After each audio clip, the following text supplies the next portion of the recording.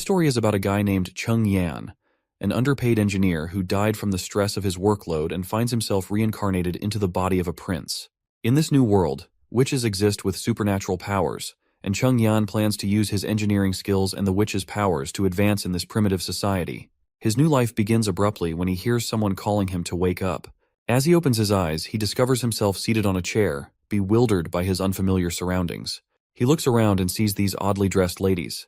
When he looks in front, he sees an entire town gathered around what looks like an execution platform. Naturally, the poor guy's mind is blown by this bizarre scene. I mean, just a while ago, he was probably crunching numbers or drafting some blueprints, not dodging beheadings. Suddenly, a bald guy addresses him as Prince, and reminds him that the time for the execution has arrived and he has to announce his ruling soon. The boy remains clueless for a moment about what's happening, but when he focuses, memories of the body's previous owner flood his mind instantly. Apparently, he's the fourth Prince of Grey Castle, known as Roland Wimbledon. He recalls his father assigning all his siblings to various territories under his control, with the promise that in 5 years, the one who governs best will inherit the kingship. But the boy faces a big problem. He's just an ordinary guy, while his siblings are a formidable bunch, giving them an edge in this competition. The first prince has exceptional martial skills.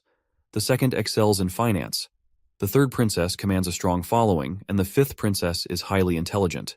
Meanwhile, Roland, as the fourth prince, seems to be only a waste of oxygen thus far, with no notable talents. To make matters worse, he's been assigned to a desolate border town, God-forsaken city, where streets are filled with filth and neglect. Here, he must interact with the locals and somehow turn this dismal place into a thriving territory. While feeling sorry for his situation, the old man reminds him once again to make his announcement quickly. That's when the boy realizes he has a witch to execute today.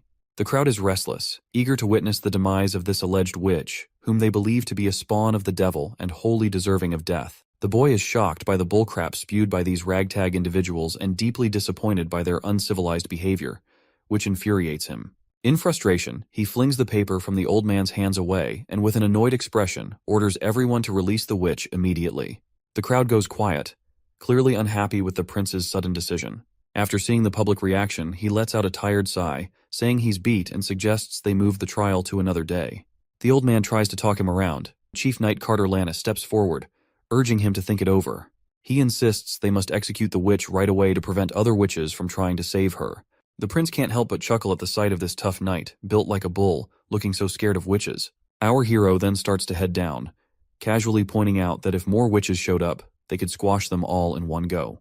The knight has no clue how to handle this, and the scene shifts to the fourth prince's residence in Bordertown South Castle. Outside, the grumpy knight stands while our hero slams the door in his face. The prince lets out a sigh at first, but then suddenly freaks out because he hasn't dealt with this many people in his entire life.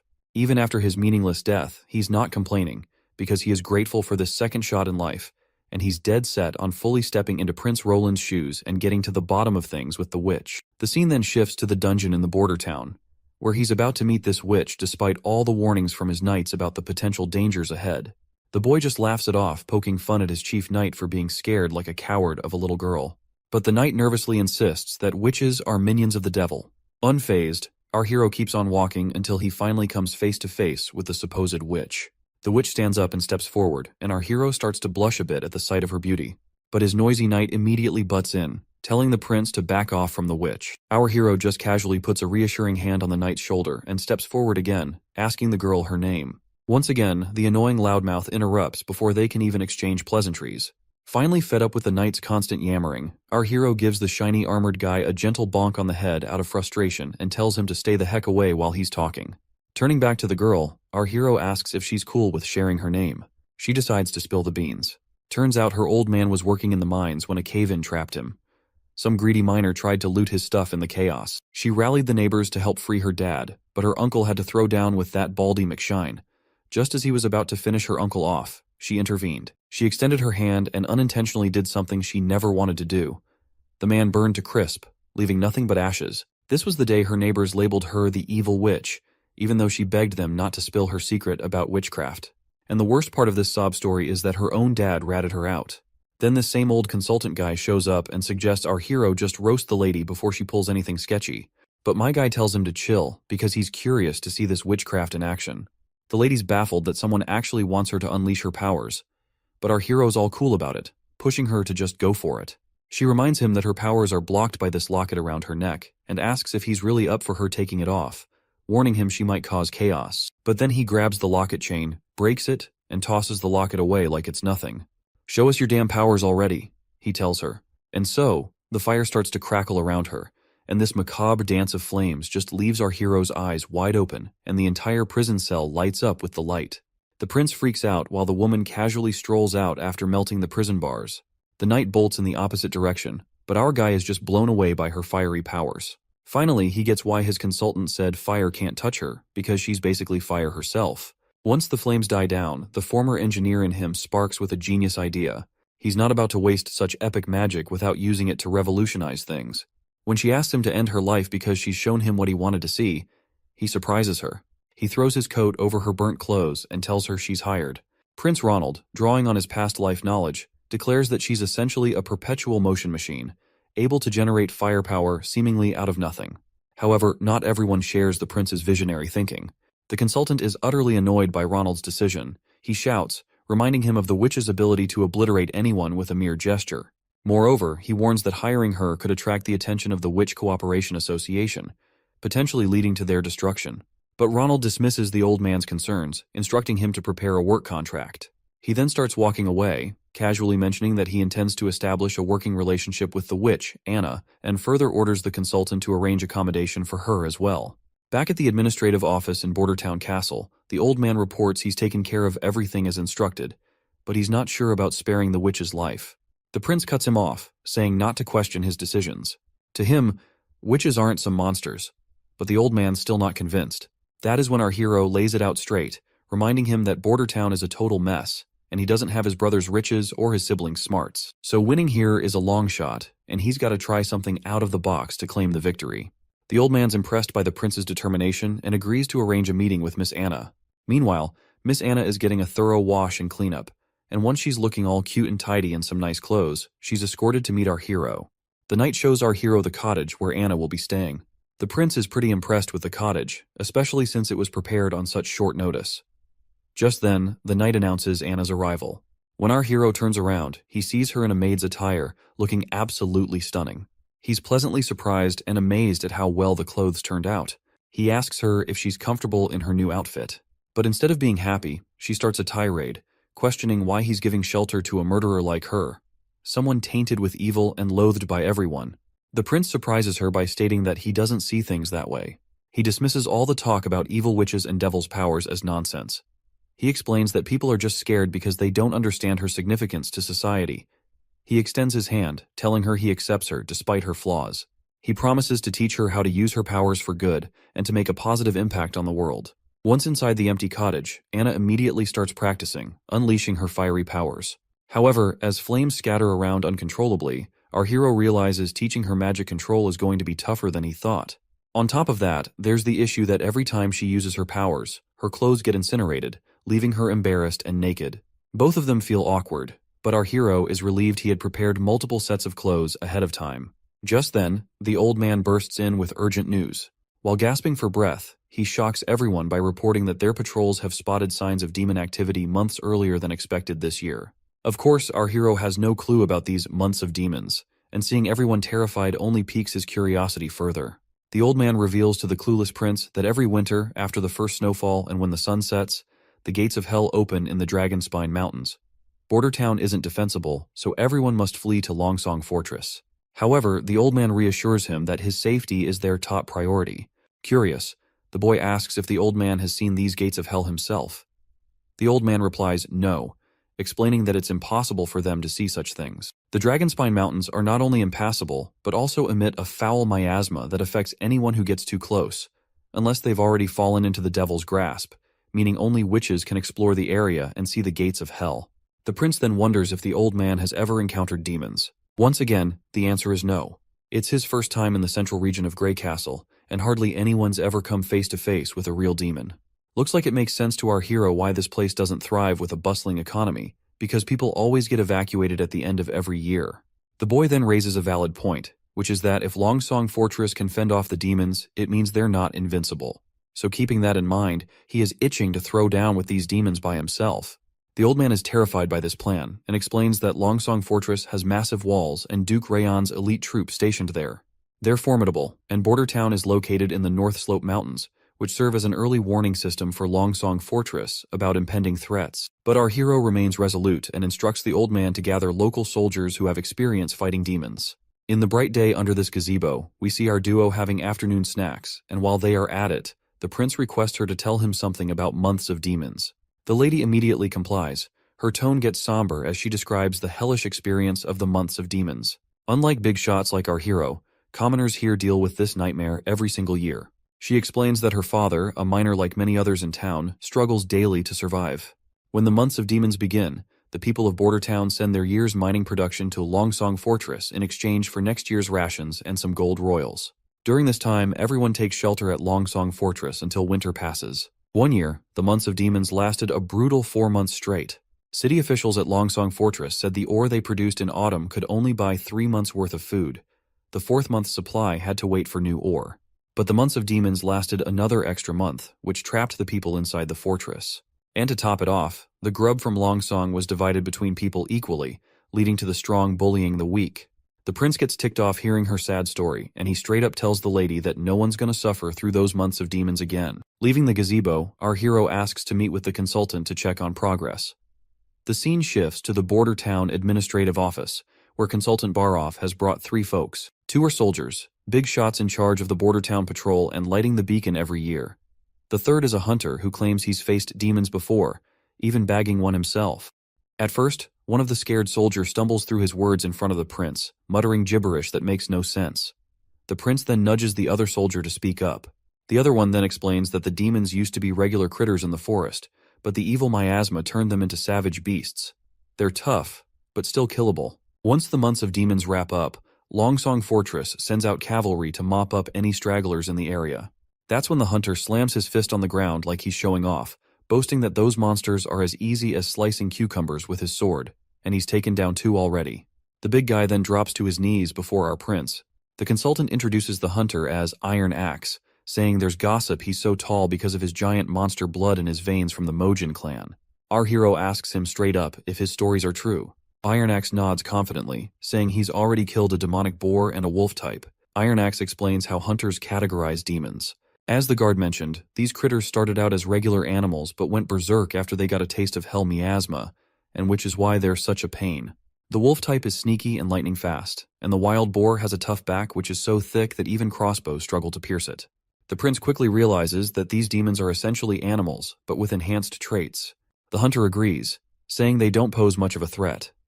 However, he gets serious when discussing hybrid types, calling them the true spawn of the devil. He explains that these monsters are horrifying creations that only hell could concoct. Describing one hybrid, the hunter mentions it had the body and legs of a rugged beast, but also sported huge wings for short-distance flight. What's more, its senses were keen, always pinpointing its prey no matter how well hidden. The hunter barely survived by diving into the Redwater River before losing consciousness. It seems our hero can handle the regular monsters with big walls, but he's stumped on how to deal with those that can fly. He then asks his knight if those hybrid demon types are supposed to be rare, and the knight nods firmly, saying during any months of demons, you'll usually get 2 or 3 of those bad boys popping up. It's enough to give Longsong Fortress a serious headache. The boy finally connects the dots. With a bang on the table, he announces he's staying put in Border Town for the winter. Everyone's jaws drop at his decision, and the knight scrambles to convince him they're outnumbered by monsters. Our hero fires back, suggesting they build a wall from the foot of North Slope Mountain to the Redwater River. But the knight ain't buying it, and waves it off as a pipe dream, saying it'd take them a lifetime to build such a wall. My guy leans back, telling the knight to chill. He promises if he can't get the wall up fast, he'll retreat like everyone else, because he is not about to throw his life away in this place either. The riled-up knight finally calms down, pleading his loyalty to save our hero at any costs. At the bustling gray castle port of Clearwater, we catch a glimpse of the 3rd princess. She remarks on the chilly ocean breeze, signaling winter's approach, then turns to her knight, Rayon, asking about the return of their black sail fleet. He assures her they should be back at port in 3 days if all goes well. The princess notes this is their last expedition of the year and hopes it brings some nice surprises. Back in the palace, the knight wonders how she was already geared up for the throne competition her father sprung on them. She admits she didn't see it coming, but she figures it's all about paving the way for the king's favorite son to take the throne. Still, She laughs it off, saying being good at running things doesn't automatically mean the second son will win. She tells her knight to dig deeper and understand why she's sending out the Black Sail Fleet on this big expedition. After mulling it over, the knight realizes her fleet isn't just about making money, it's about gaining serious influence and power. Since launching the Black Sail plan, she's rounded up skilled sailors, tough fighters, and key allies to back her play. This is Garcia Wimbledon, the third princess of Grey Castle. She is using smarts and strategy to secure her shot at the throne. The princess then asks about how their plot to off the fourth prince went down. The knight sighs and says there's been no word from the border, meaning their poison plan probably flopped and the spies they sent to do the job are missing in action. She figures her little bro must have wasted no time offing those spies once they got caught. Looks like the poison actually did its job and killed the fourth prince, but our hero just happened to swap into his body, which is why they think their poison plan tanked. She's now planning to kill the hero once he seeks refuge in Longsong Fortress, and tells her knight to sit tight until then. She also snarks that since the poison didn't do squat, it means that Snake Enbies, who sold them that stuff, was lying about it being colorless and tasteless. And as punishment for deceiving the third princess, she suggests her knight to hang that liar immediately. It's quite funny how she's about to drop the hammer on their reliable poison guy, even though the fourth prince really did kick the bucket from that poison. The next scene shows us Anna setting in the landscape of greenery, and there we meet her teacher Carl, who asks her what she is reading today. Is it poetry, or perhaps history of their church? The girl greets her teacher, and before she can say anything, her innocent image shatters before his eyes. He is left staring with wide eyes, and the next scene takes him to a rowdy crowd accusing his disciple of being a witch and the reincarnation of the devil. Seeing her hanging there, he slaps his hands over his face, jolting awake in his office. Once he's finally awake, he breathes heavily, haunted by the vision of Anna's hanging. He believes that if even a pure-hearted girl like Anna could be called evil, then those greedy administrative officials of Grey Castle must be true demons, born from the depths of hell. He angrily expresses that if they hadn't switched to lower-quality stones just to save a few hundred gold, the theater would never have collapsed, and those innocent victims would still be alive. In his eyes, those corrupt individuals are the ones who truly deserve to be hanged for their heinous acts and corruption. Sadly, this country didn't administer proper punishment to them. Instead, the blame fell unfairly on innocent stonemasons, resulting in harsh taxes, rampant inequality, little rule of law, and even labeling a curious and innocent girl as a demon and sending her cruelly to the gallows. He appeals to God for help in punishing these deserving evil people. Suddenly, there's a knock on the door, and when he opens it, he finds one of his young students, Nana, looking really worried and anxious. The little girl timidly asks if she's going to end up like Anna, hanged. The man quickly reassures her with a pat on the head, promising to protect her no matter what. He strolls through town, thoughts swirling about how the powerful have mistreated the innocent while he stood by. Determined to act this time, he vows not to let another girl suffer like Anna did. His attention is then drawn to a commotion at the town square. People are gathered around the quest board, where they're reading a notice posted by the fourth prince. It calls for workers for construction jobs in the border areas, gravel workers, stonemasons, and more. The notice details everything the applicants need to know. The teacher's eyes widen in shock as he sees the notice signed and stamped with our hero's name. That's when he remembers our hero, the fourth prince. He's heard rumors about the prince having all sorts of unique ideas and a personality that's totally different from everyone else. The prince also doesn't seem to be a big fan of the church, which gives the teacher a bit of hope. But right now, he's worried that supporting Anna, who is a witch, might get him labeled as a witch sympathizer and land him on the gallows as well. He's banking on the idea that if the prince hates the church enough, maybe he also hates their strict laws. That's the only way he sees to protect other girls from facing the church's severe punishments for being witches. We're back with our hero again, and his knight is questioning him about the dimensions of the wall he plans to build.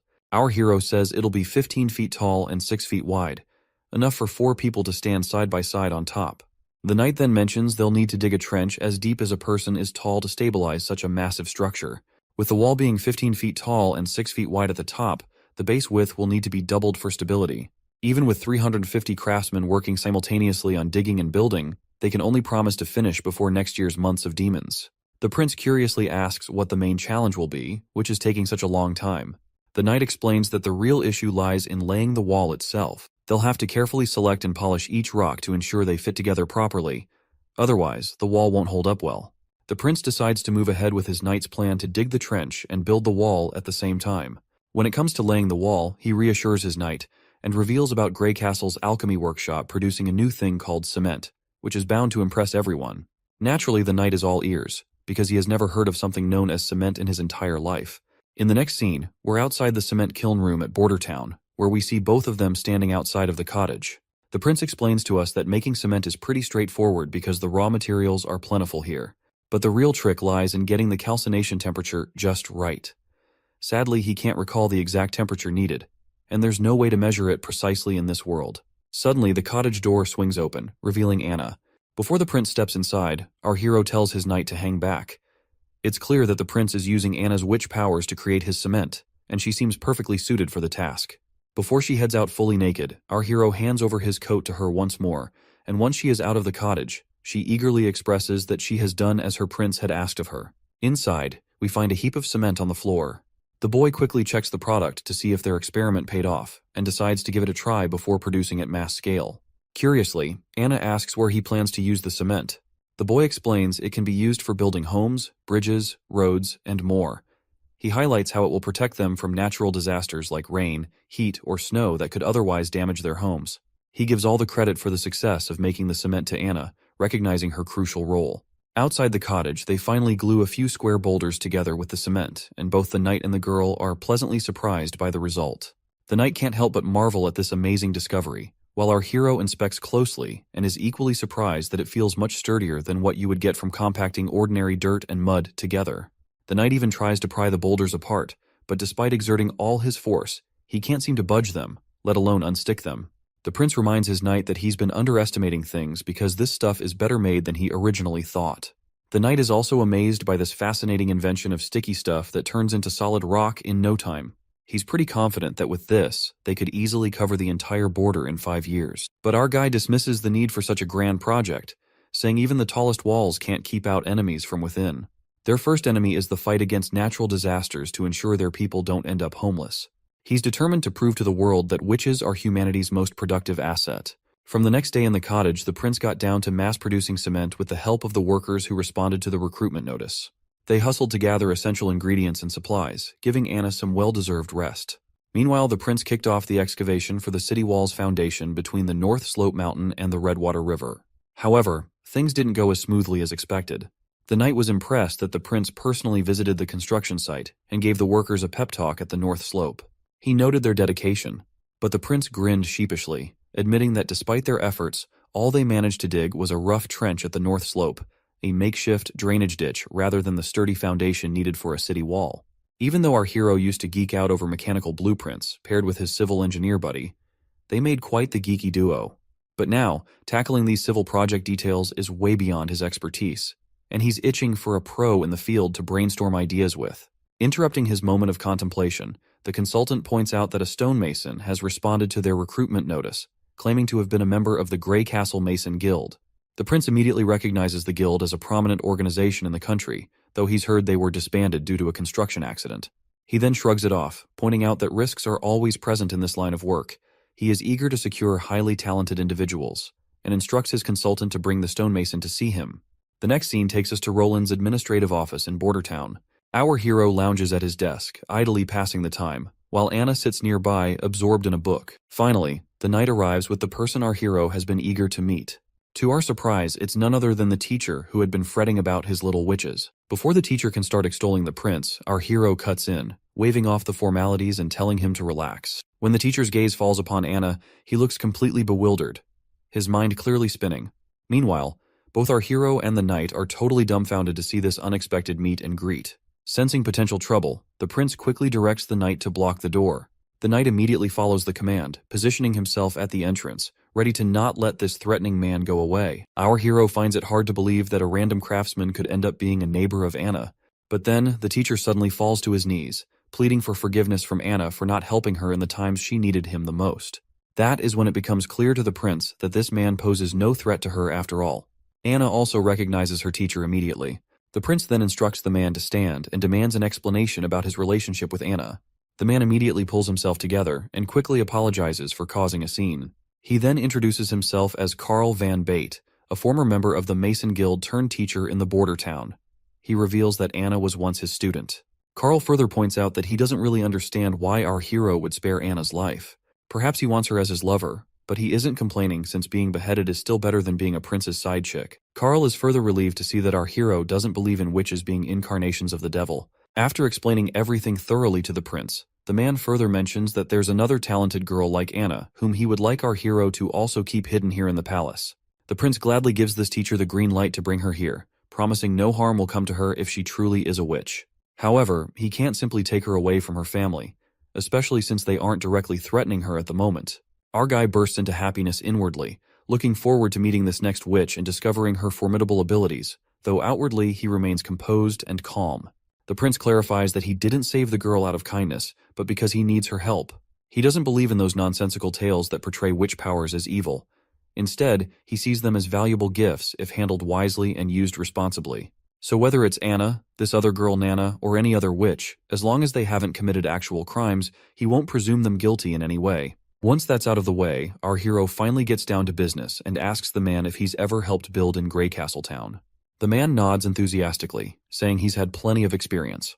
The prince then lays out his plan to erect a wall between the foot of the North Slope Mountain and the Redwater River to keep those demonic critters at bay. From now on, this guy's in charge of the whole project. In the next scene, we're in Roland's Palace Gardens in Border Town, where Nana finally pays our hero a visit. She looks a bit nervous at first glance. When the little girl asks if she's really seeing Prince Roland Wimbledon, the prince grins and confirms it's him in the flesh. Nana lights up and introduces herself as Nana Pine. Without missing a beat, Nana dashes over to Anna and starts playing with her like they've been sisters forever. The prince wondering these girls are really young, and yet they are a talented bunch, so he is really looking forward to see what future have store in for them. The boy then turns to the little girl, reminding her that her teacher mentioned she's awakened as a witch. The girl asks if he's going to execute her, but the boy quickly says no, explaining that only criminals with a rap sheet end up facing the gallows or a beheading. The girl insists she's possessed by a devil, which her teacher also confirmed. Anna gives her a reassuring pat on the head, while our hero asks when she first noticed something was up. She explains it all started a week ago when she saw a bird with a busted leg. Feeling a strong urge to help, something like water blobs popped into her mind and surrounded the bird, and the bird's leg got healed instantly. After hearing her story, the prince tells his knight to go grab a chicken. As the knight heads off to find a healthy one, our hero wonders if her awakened powers might lean towards healing, which is nothing to scoff at. The prince then tells her that if she can save animals like that bird, it means she's actually a good person. The girl agrees, saying their teacher also told them that regular folks fear witches just because they can do things others can't. She insists she's never seen a devil and isn't connected to one either. Our hero believes her right away and gives her a gentle pat on the head, reminding her that the church and even their teacher were tricked by lies. Confused, the girl asks why anyone would lie.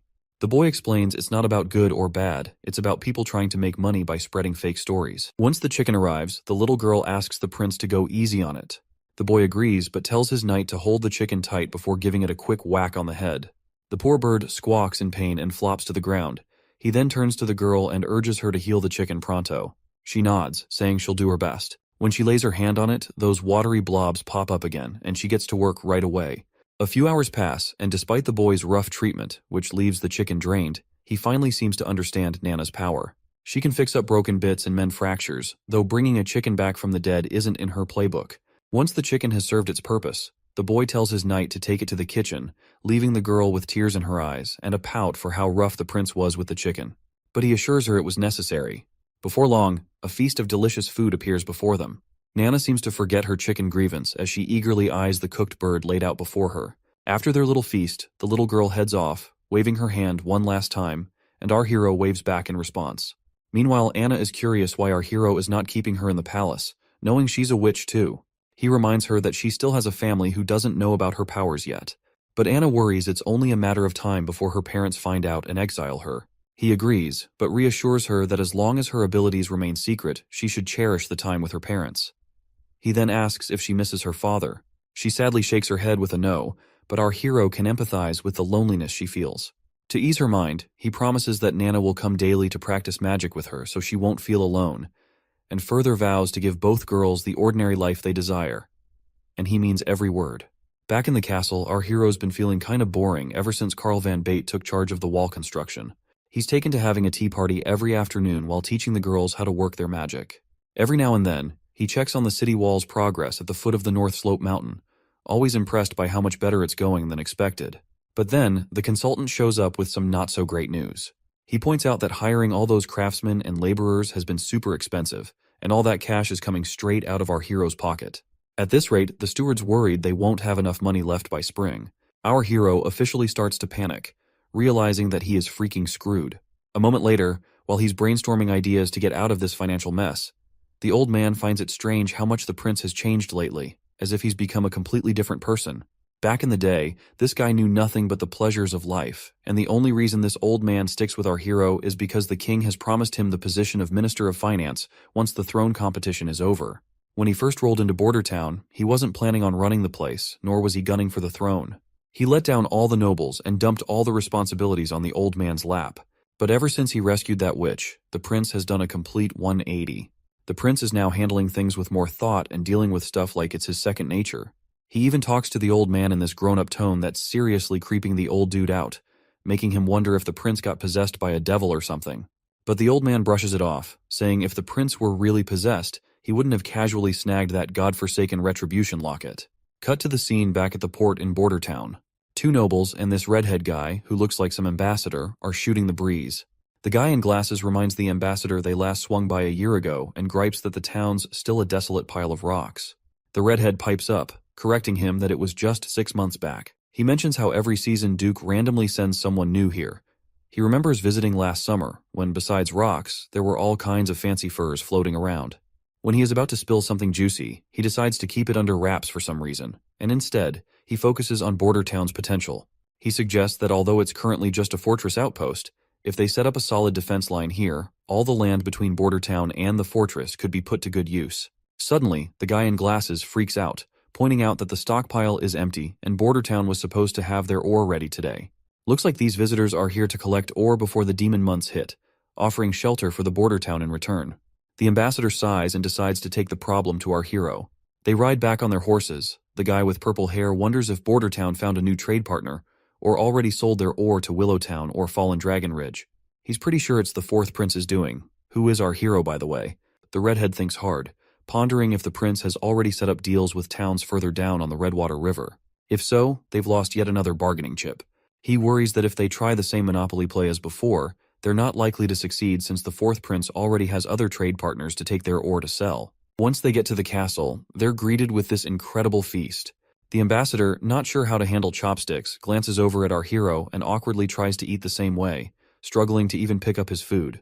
As his food flies off the chopsticks, the ambassador feels embarrassed, while the prince casually mentions that these sticks are easier and cheaper to make compared to forks, and once he introduces them to his town people, no one will have to worry about getting sick from eating with their bare hands. As the sun starts to dip, casting a golden glow over the castle, the prince is about to enjoy desserts after their impromptu dinner. Finally, the ambassador brings up the reason for their visit, pointing out that they came to collect ore as usual, only to find none at the dockyard this time. That's when our hero drops the bad news. There was a landslide at the North Slope Mountain recently.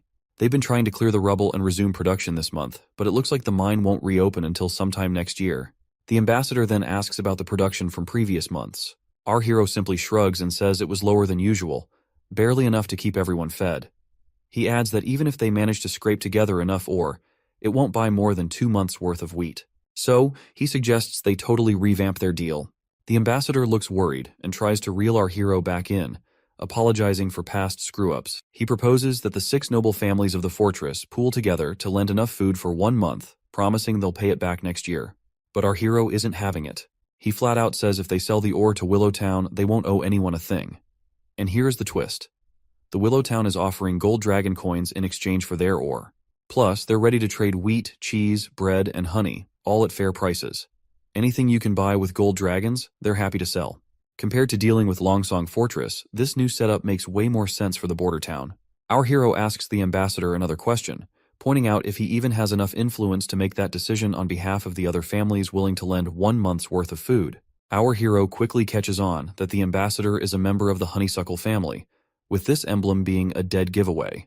The prince acknowledges that the ambassador might be from one of the 6 families, but questions whether he can really convince Duke Ryan and the others to agree, or if he can guarantee it. Looks like our hero is hitting the nail on the head as the ambassador's face turns sour like a lemon. The scene flashes back to when the ambassador tried to reason with his father, arguing that the new ruler of Border Town, the 4th prince, definitely wouldn't agree to exchange his minerals and gemstones for some food and bread. He suggested buying from them at 30% under the market price, as they could still make substantial profits. But this bald machismo of a father confidently brushed off the concern, saying the sloth-like 4th prince would never handle Border Town's trade affairs. He believed they could continue swindling border towns' resources for mere bread and shelter. In the present moment, the redhead ambassador, after thinking it through, realizes our hero has a point. He couldn't even convince his own father, but still wants to try his best. So, the redhead takes the plunge and offers to buy the ore and gemstones from Border Town at 30% below market price. The ambassador is confident his offer must be higher than what Willowtown is proposing. He emphasizes that Willowtown is far away, making it difficult to seek shelter during the demon months, which is why Longsong Fortress is the best option for shelter. The ambassador starts to mention the bad roads leading to Willowtown, but stops himself mid-sentence. Curious, our hero urges him to finish his thought. The redhead points out the dangers that could easily spring up along that road. The ambassador realizes he may have inadvertently issued a threat to a prince and starts panicking internally.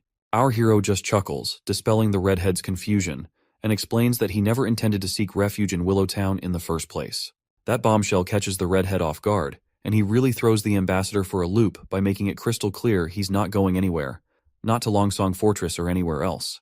The prince goes on to explain that Border Town isn't just going to be some outpost anymore. It's going to be a full-fledged part of Grey Castle Kingdom. He's pumped to show off the brand new city walls stretching all the way from the North Slope Mountains to the Redwater River. The redhead's jaw practically hits the floor, and he double-checks with our hero if he heard right. The boy nods firmly, stressing they're putting up this wall right here in Border Town to keep those demons at bay. The redhead's mind flashes back to some fancy banquet where nobles were roasting our prince for starting construction projects just as the demon months were rolling in. Everyone had a good laugh at what they thought was our hero's cluelessness. At first, the redhead figured it was all just rich folks teasing each other for kicks. He never imagined our prince was serious about this whole wall thing. What's really mind-boggling is how our prince, known for chasing pleasure and not much else, is suddenly taking charge of something so massive. The redhead, freaking out a bit, assures our hero that once he's back at the fortress, he'll try to hash things out with the 6 noble families, hoping it'll all swing in our hero's favor. Now it's smack dab in the middle of the night, and our hero's feeling bummed that nightlife in this backwoods world is non-existent. People here hit the bed early unless they're up for clapping some cheeks. Even though he could easily bring someone over to liven up his night, he's got morals and won't stoop to anything sketchy. Out of the blue, someone sneaks up on our hero from behind. He spins around to find a woman in a robe singing his praises for handling the ambassador with brains, hinting the prince isn't all about the party life after all. Turns out she's an assassin, but our hero doesn't waste a second before trying to dash out of the room. The woman throws her dagger, stopping him in his tracks, and reassures him she's only here to chat, telling him to chill out and not panic. The boy stops dead in his tracks, especially with that sharp dagger staring him down, and asks the lady who she might be. She drops the bomb that she has no name but goes by Nightingale, a nickname her sisters gave her for some weird reason. She's surprisingly grateful for our hero's recent care towards witches. When the prince takes a closer look, he notices an emblem similar to the one the old man showed him, which belonged to the Witch Association. The lady gives him props again for his sharp mind, while our hero presses on, asking if she's here for Anna. He admits he has no clue how she knows about Anna, but still reassures the women that she is still alive. The lady nods, saying she already knows that much, and points out that even if she was killed, the Witch Association wouldn't appreciate meddling in politics by killing a prince just because a witch was killed. But she's quick to warn him not to underestimate them. The boy reassures her once again that Anna's doing well. The woman casually replies she already knows, and she's also aware of the other girl named Nana. Then she gives him the creeps by casually dropping that she's been spying on him for the past 2 weeks, keeping tabs on his every move, which really gets under our hero's skin. Because let's face it, this idiot did not have a single clue if he is being spied on. She gestures for our hero to come closer, assuring him she has no intention of harming him. Reluctantly, the boy sits before her, sensing no ill intentions. But then the woman gets uncomfortably close. Noting he's different because he shows no fear towards her or any other witches, she inches even closer. The prince steps back, half-jokingly telling her to keep it PG, not wanting YouTube to slap age restrictions on the video. The lady finally withdraws her hand and gets straight to the point that she's here to take Anna and Nana. The boy immediately refuses without hesitation, insisting they're happy here and safe under his watch. But the lady argues they'd be safer with the Witch Association, where they will be treated like family by every member. But the boy keeps pressing on, noting that the Witch Association doesn't even have a fixed place to call home. He mentions how his soldiers stumbled upon one of their camps hidden in a forest about a month ago, and the tracks led north. However, in that direction, there are only endless mountains. The lady defends their choice, saying they're based in desolate mountains to stay safe from outsiders and dangers. But the boy isn't convinced, bringing up the lack of basic necessities there that would make life difficult for the girls. He also remembers what the old man told him about the association's goal, which is to gather all witches and find the holy mountains, where witches can truly be safe. He asks if the lady has the same goal in mind. Cryptically, the lady responds that she can't give him an answer. This annoys the boy further, as he insists he won't let the girls live in such barren lands where only demons could thrive. That's when a light bulb goes off in his head, catching the lady totally off guard with what he says next. He invites the entire witch association to come to Border Town for the winter, looking all pleased with himself as he tries to convince her it won't be much trouble to wait until winter passes. The lady reminds him that while the prince may not fear witches, the townsfolk will likely freak out. Plus, the church will pounce the moment they catch wind that witches are staying in Border Town. But our hero is adamant, and wants to show everyone that witches aren't evil, especially if they help the town get through the tough months of demons. The lady then mentions another reason why she wants to take both ladies, especially Anna, who's almost the coming of age. Of course, this point sails right over our hero's head until the lady confirms he heard right. She explains that most witches awaken around the time of the months of demons, or when the gates of hell supposedly open. Basically, coming of age is a witch's final stage, and a woman who hasn't awakened her powers by 18 won't ever become a witch. Once a witch comes of age, during the months of demons, demons take over their minds, causing unbearable agony. It feels like something's trying to burst out of their bodies, straining every vein and tendon to the limit. If they survive, they'll recover after 4 or 5 days, but for those who don't, it's a brutal death. That's why witches are seen as the devil's spawn, and their horrific deaths, mixed with church propaganda, make people think they're possessed by demons. The boy then asks what happens once they hit adulthood, to which the lady explains that their powers will stabilize and often get even stronger, with some even picking up new abilities. Our hero questions how valid this all is. Old records claim that witches find eternal peace on the holy mountain and are spared from demons consuming their minds. The lady admits there's nothing concrete about the holy mountain, it's only mentioned in texts. Taking her to headquarters might slightly increase her chances of survival. If witches could live freely without being hunted, the demonic attacks would be way less severe. The boy realizes that Anna and Nana are key players in his big plan, but he's worried about putting them in danger if he goes ahead with it. He quickly agrees to let the lady take Anna if she's up for it. As for Nana, he decides to wait until tomorrow to talk to her about it. The witch is delighted to hear our hero's wise decision, but when he summons Anna and asks her about it, she immediately declines, saying she's not going anywhere. This shocks both adults, and the woman tries to reason with her, explaining that she can sense the demonic energy building within her as she nears maturity. She reminds Anna about the whole puberty talk she had with our hero earlier. Anna then reminds our hero how he promised her an ordinary life, but she couldn't care less about anything because all she wants is to stay by the prince's side. She's confident that the demonic energy won't stand a chance against her, and she's determined to survive the months of demons and conquer her puberty. The woman sighs and decides to give up on convincing Anna, but she makes it clear she'll stick around to watch over her until she experiences her maturity. She thinks Anna is just a naive kid who doesn't understand the dangers. Of course, our hero doesn't like the idea of her keeping a watchful eye on him for the rest of the winter. Anyway, before the woman disappears, she comes face to face with Anna and talks about the hardships she's seen and the friends she's lost, vowing not to let Anna suffer the same fate. With those final words, she bids farewell to our girl and vanishes into thin air without a trace. Seeing her abilities totally blows our hero's mind. He's amazed by her assassination skills. Once they're alone, the boy gives Anna a reassuring pat on the head and tells her to hit the hay as it's already pretty late for her. The next day rolls around and our hero greets the citizens of the town with a cheery, "Good morning." He gathers everyone for an important announcement. He explains that almost 4 days ago, the ambassador from Longsong Fortress visited him to collect the already mined ore. However, everyone should remember that a month ago, the northern mining quarry collapsed, and production hasn't resumed since then. The community immediately panics because the last output was only half of the average, and they had to endure starvation and a lot of crap from Longsong. He then exposes the Longsong Fortress hideous act, saying he tried to get a loan and supplies from the ambassador, but the guy shut him down hard, just like 2 years back. People freak out again, fearing starvation once again. He reminds them of the time when food was so scarce that many lost family, siblings, kids, and more. He asks them how long they want this cycle of loss to continue. The crowd starts begging him to save them, and he nods positively, swearing he won't let his people fall into that pit again. After a dramatic cough, he drops the bomb, which is that 2 months' worth of mining would have bought them enough food for almost a year, but those Longsong jerks never played fair. The whole crowd starts to seethe at Longsong Fortress for taking advantage like that.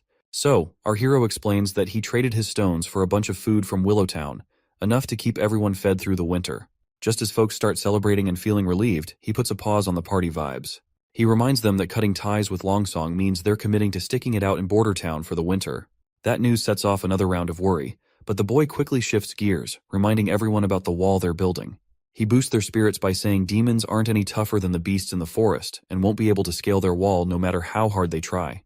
Then he gives them a choice: either seek refuge to starve in Longsong Fortress or stand with him to protect their families.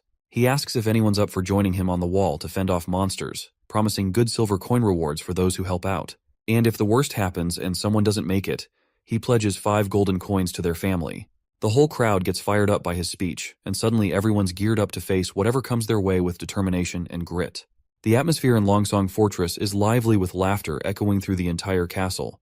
People seem to be having a good time poking fun at our hero's decision to stay put in Border Town and build a wall. One guy, sporting a solid mustache, jokes that our hero would probably stack some rough rocks together, throw in some dirt and mud, and call it a day.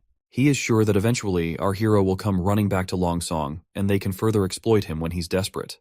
However, the leader of this committee doesn't seem to dismiss our hero as lightly as the others. He asks for the ambassador's take on the matter. The redhead, bewildered at first, mentions that their original plan was to maintain their monopoly as usual, and as long as they purchase ores from our hero at 3 times lower than the market price, it's a good deal for them. But our hero has other plans. He's not just looking to sell the ores to only Longsong Fortresses. He's willing to cut the price of ores by half, aims to stimulate higher demand and thereby increase overall production capacity and revenue for Border Town. This approach is a strategic move to foster economic growth and sustainability in the region, and because of that price cut in ores, the Longsong Fortress will be able to earn much more than they earned in the past.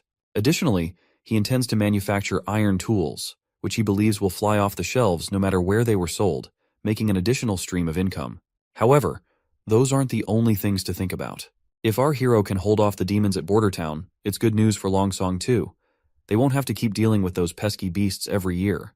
Plus, the throne squabble is only 5 years long, so if Border Town flourishes afterward, Longsong could end up with the kingdom's 3rd biggest slice of land. The red-headed guy suggests that Longsong should pitch in to help our prince build the wall and defend Border Town. He figures it'll pay off in the end. The old man agrees with the redhead's practical sense but calls it typical merchant thinking. To this white-haired fellow, it's not about whether Border Town succeeds or fails. He just doesn't want to share his turf with anyone, prince or not. The next day, Chief Knight's face was priceless when he laid eyes on the contraption our prince had been tinkering with. True to form, he showered all the credit on Anna, who'd helped with welding the metal parts. The prince couldn't contain his excitement over his latest creation, which is a steam engine. He hugged his beautiful invention tightly, seeing it as the first step towards ushering humanity into an industrial revolution fueled by a new energy source. 5 minutes later, the knight still looked baffled, trying to wrap his head around how the machine worked. When Anna fired up the furnace below, the cogs and gears started turning, and soon enough, the wheel began spinning faster and faster. Watching the mechanical parts move left the knight completely awestruck. It was his first glimpse of the natural power the prince had been talking about, which is a force equal to the strength of 10 knights combined, and this innovation promised to save a ton of manual and animal labor. Training a knight took 15 years, but building a contraption like this stove only took 3 days. The knight found it fascinating that it didn't need feeding, didn't care about weather, and was impervious to arrows or blades. Seeing this, he started to wonder if traditional knights were even necessary in a world with such machines. The boy was totally stoked to see his farming game jump forward by a few hundred years. Later that night, our hero swung open his bedroom door and found the assassin lady once again, deep into studying the blueprints he'd made. He gave her a bit of a hard time for spying on him and just waltzing into his room unannounced. But the lady just chuckles, pointing out how the 4th prince was rumored to be a total flop with a lousy personality, yet his inventions were master class.